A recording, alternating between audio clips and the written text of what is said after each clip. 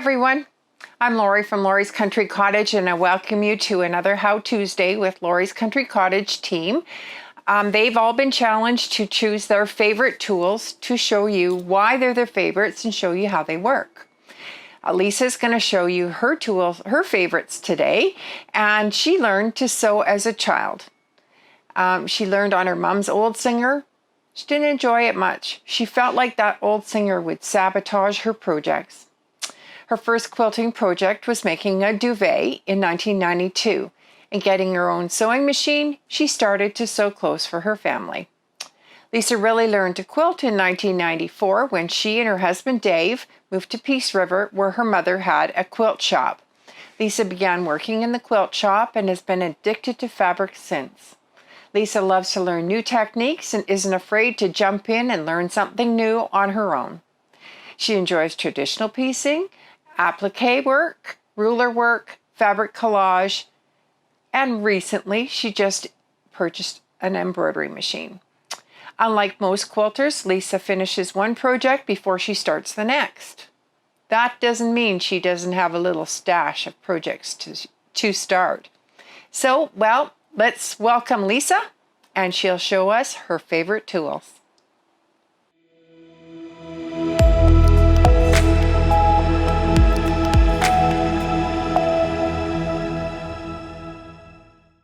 Hi, I'm Lisa, and today I'm going to show you some of my favorite things. So I went into my sewing studio and I thought, ooh, what are my favorite things? Well, that's a favorite thing and that's a favorite thing. And then I thought, you probably don't want to hang around for an hour and a half. So I kind of thought, what do I take for granted in my sewing room?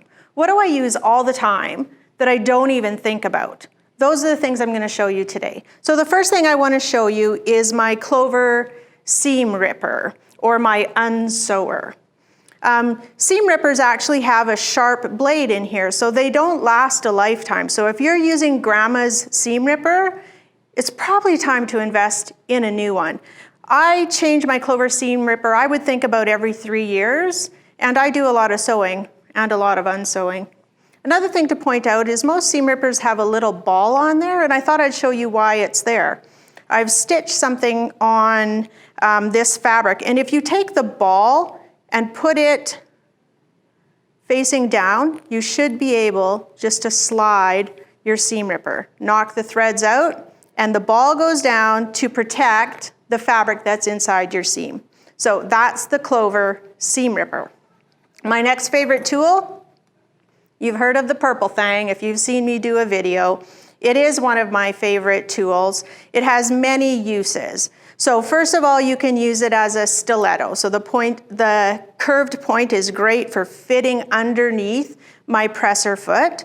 It's also a great point for turning corners and poking out corners, but don't forget to use the square end or the rectangle end also for poking out square corners. Also to note, the rectangular end also is very valuable in that this direction is a scant 1/4 inch and this direction is a full 1/4 inch. So if you need to do a quick measurement at a corner or a seam allowance, you can lay it down, look, yep, I'm right at a 1/4 inch, I'm good. And the final thing it's good for is using it as a bodkin. So there's a small slot there for elastic, just in case you happen to be making masks. And I just wanted to show you on my seam, on my fabric, how I use it to pick my fabric apart. So when we need to open seams, sometimes with our thick little fingers, it's hard. So I use the point of my purple thing. I get in there and I can open it up. And don't forget that rectangular end works good as a finger presser. So that's the purple thing, one of my favorite tools. Next up, my Mrs. Bobbins spray bottle. This bottle happens to have Best Press in it. I also keep one at my sewing table with water in it. Why do I like Mrs. Bobbins? I have complete control over where my spray is going, and I can make a continuous spray. The sprayer on the Best Press bottle is less than fantastic. You get some saturated points and then some that hasn't had any spray on it at all. So that's my Mrs. Bobbins spray bottle. And you'll notice I'm pressing on a woolly felted mat. That's my next favorite tool. Woolly felted mats are simply compressed 100% wool. And why do we use them? Wool holds moisture. So as I press and apply steam to my woolly felted mat, the steam is going into the wool, it's being trapped and it's coming back. So it's like pressing my seams from both sides, and you get an amazingly crisp seam. So a little bit of information about the woolly felted mat. Never put it on top of your cutting mat and iron on it. They have one mat that is exactly the size of a TV tray, so it's very portable. I would just always protect my surface underneath with a towel or something like that. Great for classes because you have your own ironing surface. People come in all the time and they say, do I really need this? Yeah, you do. Every little notion that we buy that can improve our quilting just makes everything nicer. And I tell people, buy the size you can afford. So that is the woolly felted mat. My next favorite thing, Aurifil thread. Aurifil thread is a long strand Egyptian cotton thread. And that cotton is grown in the Mako region of the Nile. Then it's shipped off to Italy and produced in Italy. So during COVID times, we couldn't get Aurifil thread because Italy closed. I'm happy to say we are finally getting different colors of Aurifil thread come in. So why do I use Aurifil thread?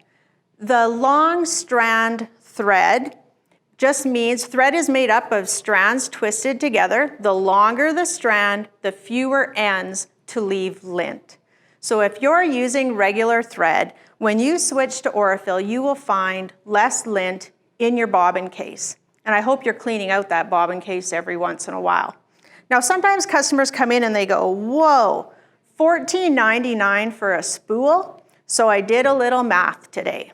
If you buy 100 meter Gutermann thread, which is also good thread, this is $15. The equivalent in Gutermann thread is $29.77. These spools last a long time. Now, you don't need every color because you're using it for piecing. So we have left one necessities pack, but I wanted to show this to you because it is a nice variety. If you get a light gray and a medium taupe and black and white, you can do most of your piecing. Then the next time you do a project, come in and get a shade darker gray or a shade lighter cream, and you slowly build your colors. When I use Aurifil thread, I use 80-12 needles, which is what Aurifil actually suggests. And what a great segue onto my next favorite thing. People come in all the time and ask about needles. So I would say 90% of my piecing with Microtex 80-12 needles. Microtex needles have a long, sharp point. And originally they were meant for batiks because batiks are more tightly woven, so you'd like to use a sharper needle. I use it for all of my piecing. And I use a 12 because I like to use the smallest size I can whenever I can. If I'm quilting through layers or stitching through layers, I either use quilting needles or top stitch needles. So quilting needles have a long point, so it can go through layers. Top stitch needles have a long point, but also a longer eye, which allows the thread, again, to move through needles. So how do I decide which one I use when?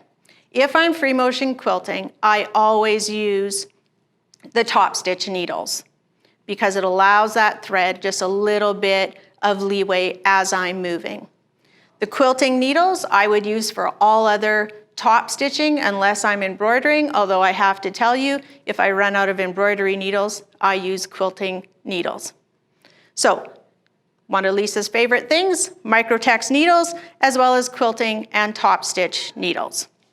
Next favorite thing are Wonder Clips. Do you notice the bag? This is the bag that Deborah used in her demo. I had mine first. I have tons of Wonder Clips in every color. First I got them just for binding, but I use it for everything now. I use pins a lot less than I used to. Especially, you know, I work with cork and vinyl where you can't use pins, so I would use my Wonder Clips, especially with cork and vinyl, but I use it to hold a pattern piece to the fabric. If I'm collecting my blocks to keep in row 1, I use a Wonder Clip on then. That I would probably use my large Wonder Clips. They also come in a small size, but I use Wonder Clips all the time. I have this little bag that I keep on my table.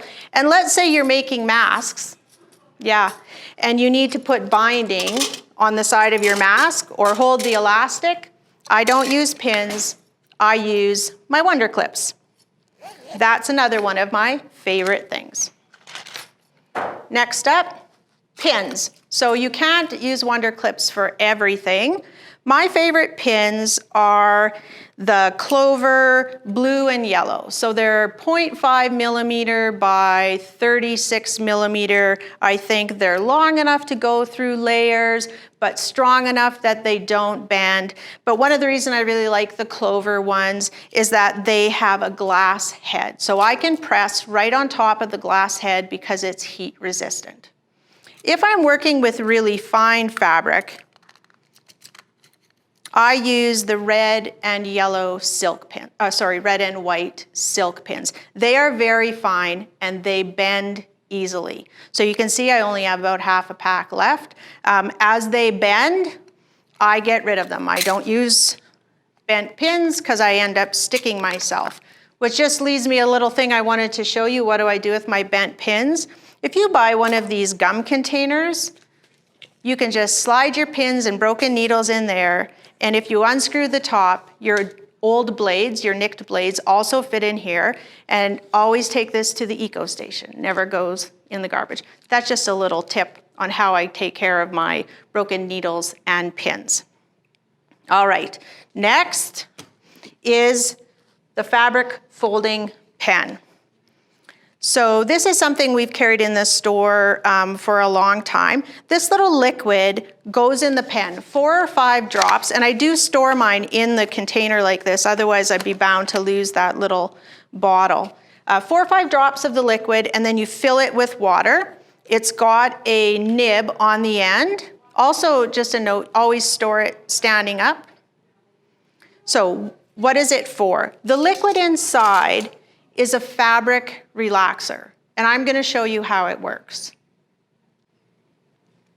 If your project calls for you to fold on a line, you simply take your fabric folding pen, draw your line, making sure some liquid comes out. I think I missed right at the beginning, and you fold right on that line.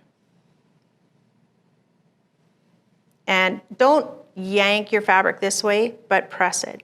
And now I have a great fold. And I can leave it like this, depending on my project, or I can take my iron and press. And that's a very valuable tool to have, but what I use it for the most is taking out the center seam of fabric when it comes off the bolt. I like to do Laura Heine collage, and sometimes I need a full piece of fabric for the back. And you know how this seam won't come out sometime. Now, please don't call Lori's Country Cottage and ask for this panel. This panel is from approximately 1994. And someday, if I ever have a grandson, he's going to have a train blanket. So this has been folded on my, in my fabric library since 1994. So I'm going to take my hot steam iron and I'm going to press this and see how, if I was using this for the background of a project, you can still see that. So I'm going to put some of my fabric relaxing liquid on that seam. I have never had this leave a mark on any fabric. And you can see already that's completely gone. And if I press it and get that liquid off of there, you can see that that seam is completely gone. So if you do art quilts or you've had some favorite fabric in your fabric library for years and years, this is where I use my fabric folding pen the most. One more thing about the fabric folding pen. It is great for making little dots disappear if you need to do some unstitching. So especially if you've done applique and you need to take your stitching out, you know how it leaves those little holes? If you put a little bit of the liquid from this pen on there and lightly abrade it with your fingernail, it helps relax those fibers and bring them together, and it can hide some of your oops. And the very last thing I'd like to show you is how I store my fabric at home. I fold all my fabric like this and I keep it in cubes in my sewing studio. So I thought I'd show you how I do it. When I bring fabric home from the store, I lay it across my sewing table, take my 6 or 6.5 by 24 inch ruler, and simply wrap the fabric around the ruler. If I come to something like this, it's simply a fold and a fold. I pull my ruler out, whoop, and fold my fabric in half. And then every piece is the same, and you can love it and pet it and look at it and adore it on your fabric shelves. Thank you for joining me for some of my favorite things. I hope I've inspired you to try something new or given you confidence in something you already have. And if you're using a 30-year-old seam ripper, I hope you'll come in and get a new one. So we do have most of these products in stock. As you know, during COVID times, it was difficult for us to get some of our supplies into the store. But today I received Wonder Clips in 3 sizes, and we also have the jumbos. We have the needles in stock, we have the pins in stock, the seam rippers in stock, lots of woolly felted mats. We have the fabric relaxer in stock. Mrs. Bobbins is there, and I know she has some friends on the way. And I should mention too, if you're starting to go out and visiting with your quilting girlfriends, Mrs. Bobbins has been a very popular girlfriend gift because she's so cute. We also have one of the necessities pack of Aurifil, but again, today I received some light cream Aurifil that we've been waiting for. So I hope to see you in the store, and we'll help you find everything you need for quilting.